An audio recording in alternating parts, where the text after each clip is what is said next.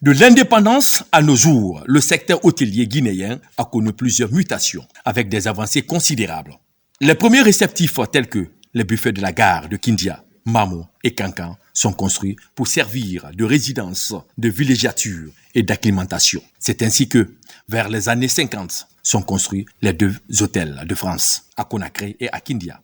Le pavillon bleu à Kindia, la volière à Dubreka, l'hôtel de tourisme à Labé, également les caravansérails de Kissudou et Farana. La construction de réceptifs hôteliers va prendre un véritable essor pour doter presque tous les cercles administratifs d'un établissement de restauration ou d'hébergement public et privé.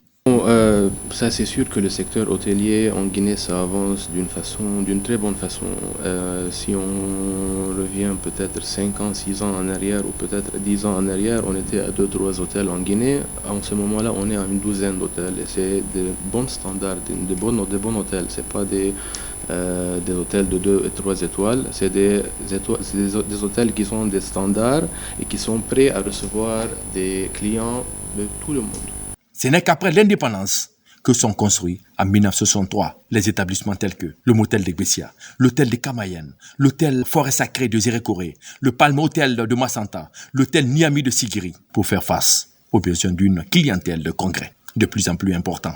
Cette étape sera aussi marquée par la construction de structures d'hébergement appelées Villa Civil dans toutes les régions administratives, actuelles préfectures du pays. De 58 à nos jours, nous constatons que sur le plan hôtelier, ça évolue beaucoup. Des années 58, il n'y avait pas assez. Bon, moi, à mon avis, il n'y avait que l'hôtel d'Indépendance, le grand hôtel d'Indépendance qui marchait.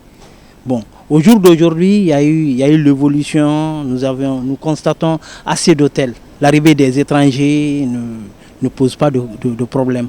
Bon, en matière d'économie, en matière de culture, l'État doit encore investir de plus. Tout ce qu'on a perdu, l'État doit mettre en œuvre ces structures qui restaient. Je souhaite bonne fête d'indépendance à tous les Guinéens, surtout à tous les jeunes. Je prie la population de maintenir la paix, surtout la paix qui est beaucoup dans notre intérêt. Le secteur hôtelier il est très important pour le pays et pour le peuple. Parce qu'un pays qui est sans hôtel ou sans, on dit en anglais hospitality, c'est un pays qui manque quelque chose. Il a quelque chose qui manque. Donc il faut améliorer le secteur hôtelier. Il faut en même temps former les Guinéens d'une bonne façon pour qu'ils aient le même standard européen. Parce que quand les Européens viennent chez nous en Guinée, en ce moment, ils ne sentent pas de différence entre leur hôtel et notre hôtel. Ils sont en très bon standard et on va continuer à les améliorer d'une très bonne façon jusqu'à qu'on atteigne le bon standard.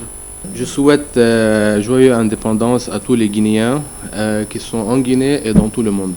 De nos jours, les investissements dans le secteur hôtelier ont permis la réalisation de 6 hôtels de catégorie 4 à 5 étoiles à Conakry, pour une capacité de 1814 chambres. Ainsi, cet effort d'investissement a aidé, en l'espace de 3 ans, à accroître la capacité hôtelière de la capitale guinéenne à une hauteur de 2000 chambres environ. Des hôtels comme Millennium Suites, Hôtel Noum, Palme Kamayen, Hôtel de Kaloum, pour ne citer que cela,